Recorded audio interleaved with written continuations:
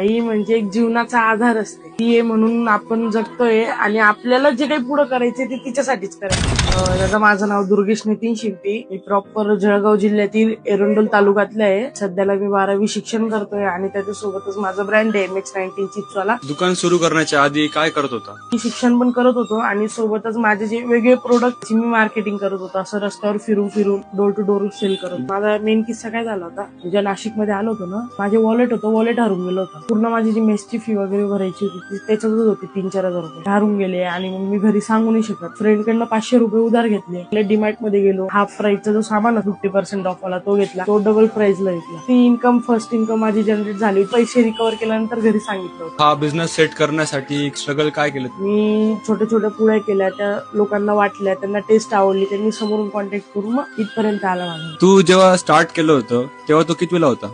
माझा जो छत्रपती फूड्स हा ब्रँड चालू केला होता तेव्हा मी 9वीत होतो. फर्स्ट डे जेव्हा विकायला गेलो होतो ना, तेव्हा मला 800 रुपये भेटले होते. त्याच्यातनं मला 270 रुपीज प्रॉफिट भेटला होता आणि इनफ भरपूर गेले होते. त्याच्यानेच मला हॉस्टेलचा खर्च आणि मेसचा खर्च त्याच्यानेच चालवायचा होता. त्यासाठी सपोर्ट कोणी केला आतापर्यंत? सगळ्यात जास्त सपोर्ट कोणाचा आला? सगळ्यात जास्त सपोर्ट भरपूर लोकांनी केलेला आहे. इंस्टाग्राम इन्फ्लुएन्सर होते, ज्यात शुभम दादांचं नाव कधी घेतलं, त्यांचं नाव आधी घेतलं. त्यांनी मला खूप सपोर्ट केलेला आहे. जसं जेव्हा प्रोडक्ट विकायला चालू केले होते ना, तर त्यांनी माझी सेकंड रील केली होती, व्हायरल गेली होती. त्यांच्यापासून मला एक ओळख भेटली, शुभम दादा जगात भारी. तुझं स्वप्न काय आहे? मला माझं एक मोठं एम्पायर बनवायचं. माझे खूप ब्रँड झाले पाहिजे, घरचे सुखी झाले पाहिजे. तो माझा MX19 चिप्सवाला जो ब्रँड आहे पूर्ण वर्ल्ड मध्ये फेमस आहे. वडील गेल्यानंतर आमचा जो 1 वर्ष जो होता, वाईट काळ होता, ते कर्ज होतं डोक्यावर, वाईट दिवस होते तेवढे 1 वर्ष. आई दुसऱ्यांकडे कामाला लागली, घरकाम वगैरे करायला लागली, धुणं भांडे वगैरे.